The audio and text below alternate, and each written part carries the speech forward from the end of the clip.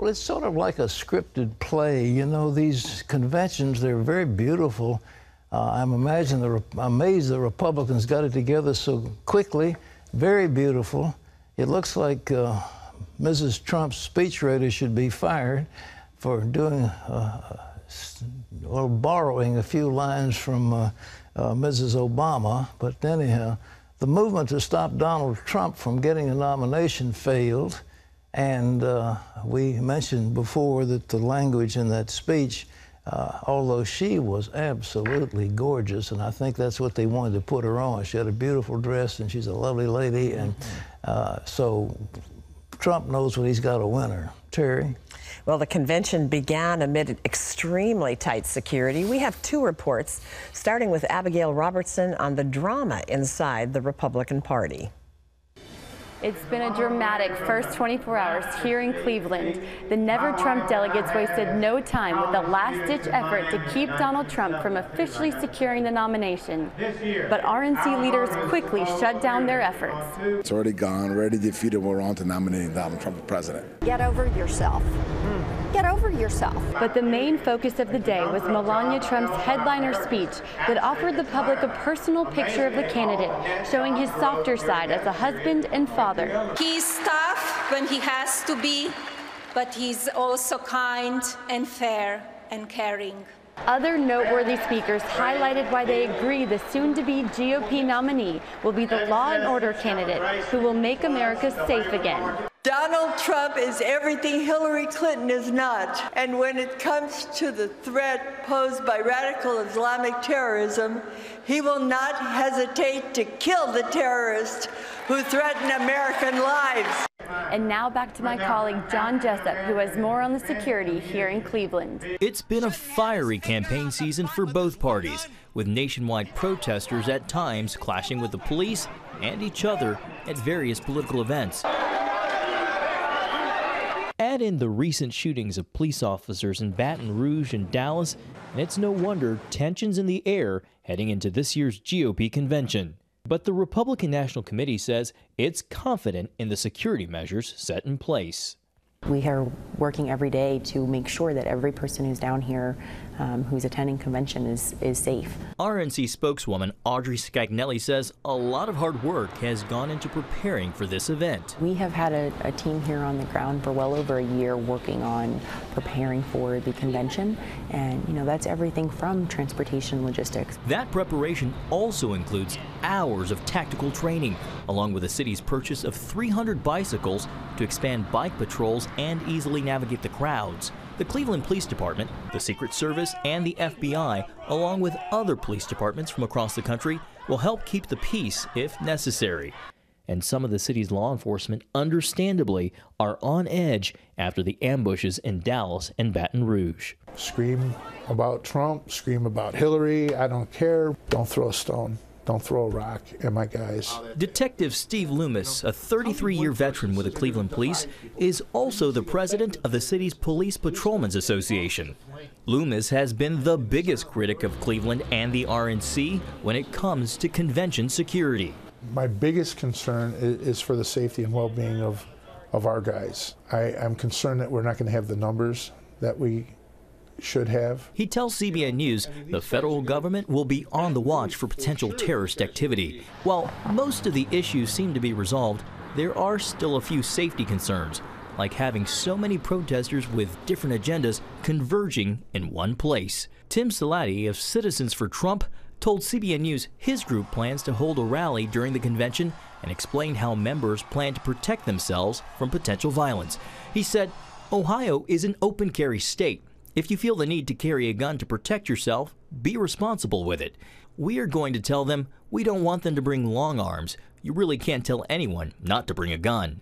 Black Lives Matter did not respond to CBN when we posed the same question to them. Meanwhile, members of the city's faith community are promoting a message of change. Dr. R.A. Vernon, who pastors Cleveland's largest predominantly black church, told CBN News that although he opposes violence, he also thinks the convention could be the perfect opportunity to highlight injustice. The prophetic part of me understands that with the whole world watching, what will there ever be a better time to point to what's happening to innocent black lives in America. Yes, they want this convention to go off without controversy, when sometimes it's only controversy that brings light to issues. As you can see, security is pretty tight, so anyone who isn't supposed to be here will have a tough time trying to get in.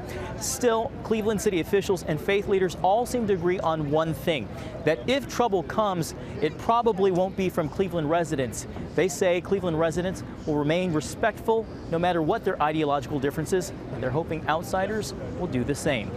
John Jessup, CBN News, reporting in Cleveland.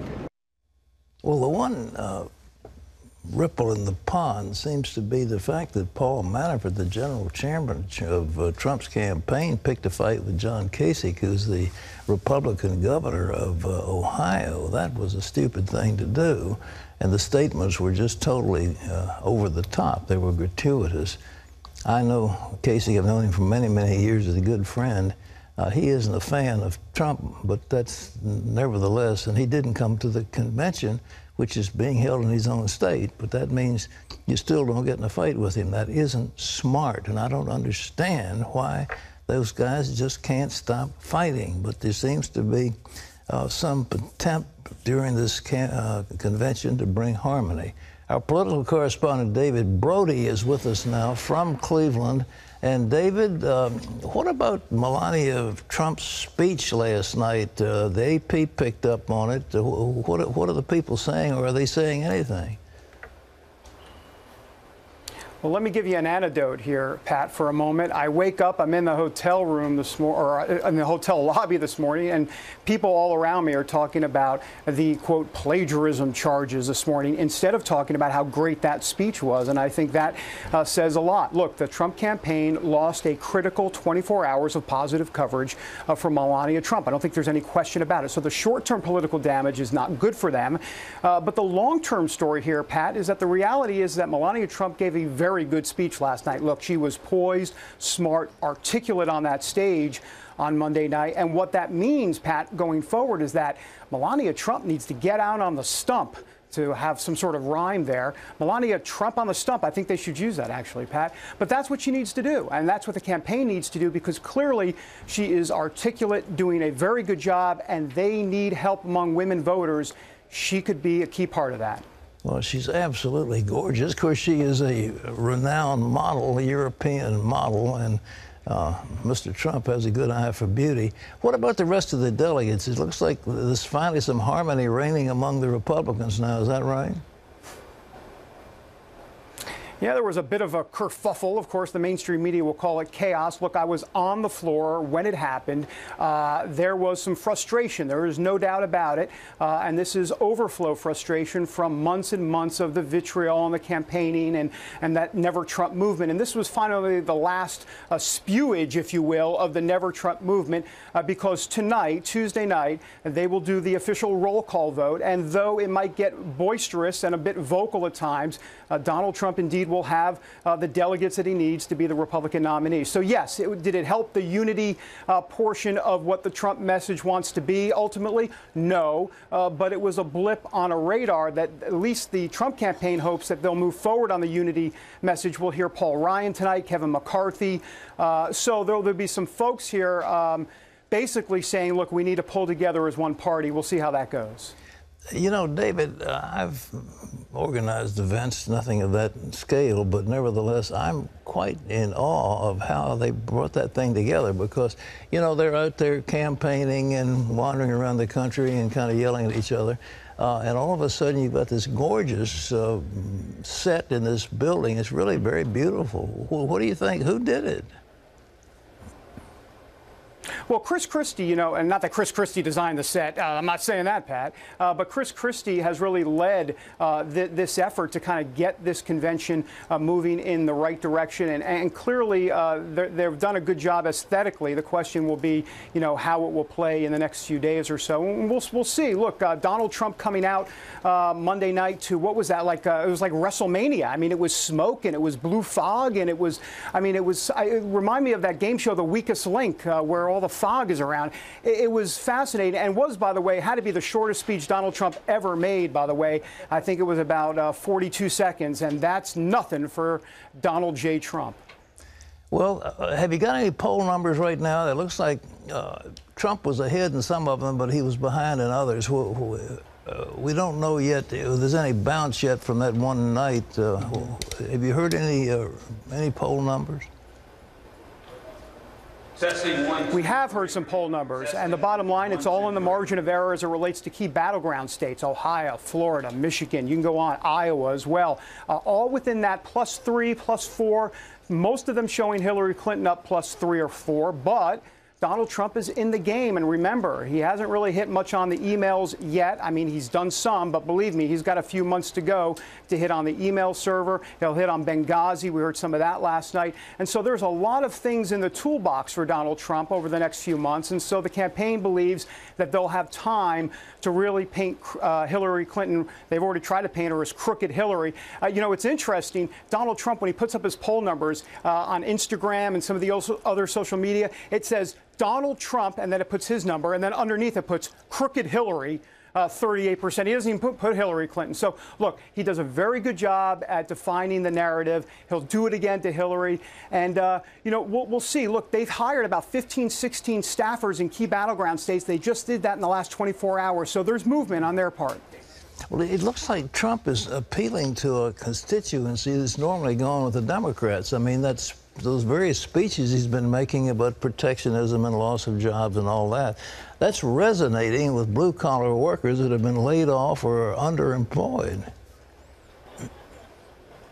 There is no doubt about that, Pat, and this is the big concern among the Hillary Clinton campaign and Democrats writ large. Look, I talked to a Democrat strategist who said our biggest concern, they think Hillary's going to win, of course, but their biggest concern is that silent majority that we hear so much about, the folks that are out there that have been disenfranchised, disenchanted with the political process that Donald Trump is tapping into. And if you notice, he talks about Bernie Sanders quite a bit because he wants some of those votes.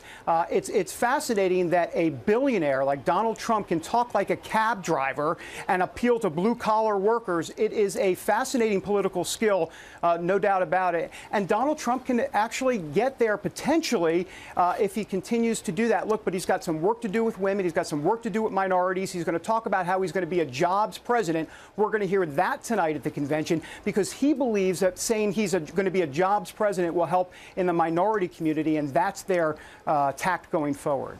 David, thank you. We'll look forward to your continued reports from Cleveland, the Republican convention. Interesting, very interesting. Well, we knew it would be. I mean, yeah, it is. But, you know, the things are staged. There used to be some drama because you didn't know who the candidate was going to be, and there were various voting blocks, and there was smoke-filled room meeting with various delegates and pressure on this one and that one to switch. You don't have any of that anymore, it looks like.